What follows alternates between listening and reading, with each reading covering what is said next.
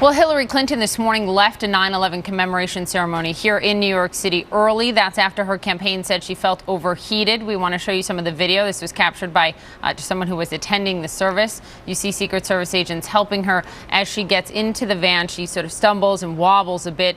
She does now say she came out and spoke to the press very quickly, said she's, quote, feeling great. But when you talk about the optics of this 60 days out from an election, there are a lot of questions that people have. Let's bring in CNN presidential historian Douglas Brinkley. He joins me from Austin, Texas. And I just want to be very clear with our viewers, just like we were with Sanjay in the last block. All we know is from her campaign, she overheated. Two law enforcement sources are telling CNN that she appears to have fainted. But again, that's not confirmed by her doctor and that's not confirmed by her campaign. What does history teach us about how concerned voters are about the health of the candidates running for the White House? Well, we're concerned, but, we're a country that elected Franklin D. Roosevelt 4 times when he knew he had polio and was wheelchair bound.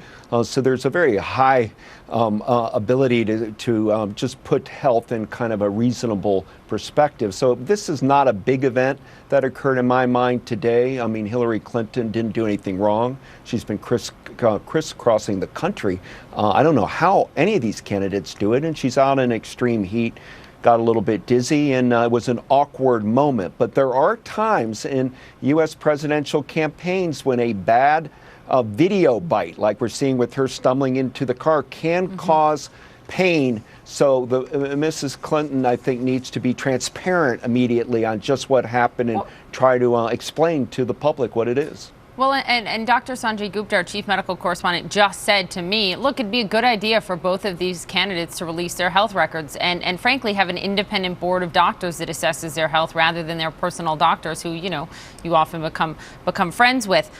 What's the sort of historical precedent for that, or is there none, to get health records for candidates?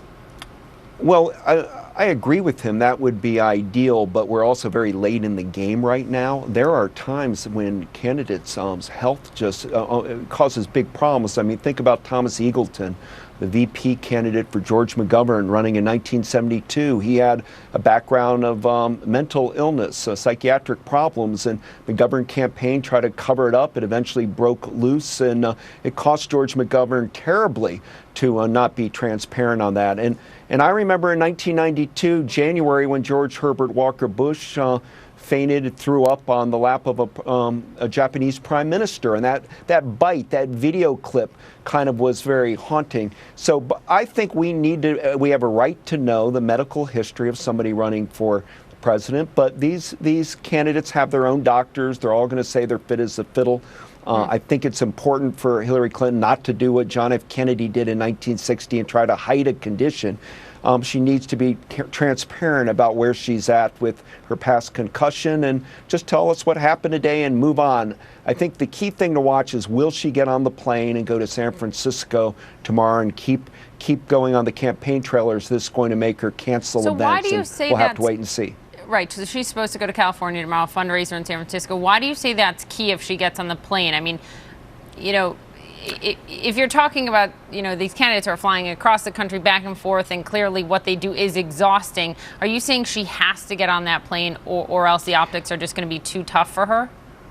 Well, if she's not going to invite a doctor to Chappaqua, not going to get bags of fluid if she was dehydrated and really was just fine, felt a little dizzy for a minute, that means you would be onward, carrying on, going to California. But if you start canceling things, it's going to feed into the Trump campaign's really conspiratorial notion that she's unfit for command, and she's been covering up her health woes for a while. So if she can get on that plane tomorrow, I certainly would do it.